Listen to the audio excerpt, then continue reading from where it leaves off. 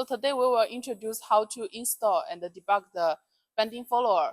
First, we need to raise the upper beam to the highest place.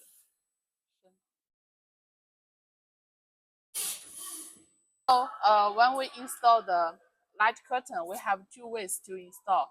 First one, if your light curtain of the press breaker is outside of like this, you need to connect the bending follower light curtain with the press brake light curtain. You need to make sure the light curtain is vertical and parallel with the light curtain of press breaker. If your light curtain is inside the press breaker, you need to connect the light curtain of the bending follower with the slider of the upper beam. You need to make sure the stroke of the upper beam is within the stroke of the light curtain of the bending follower. So there is a two line of bending follower. First one, we need to connect it with the light curtain.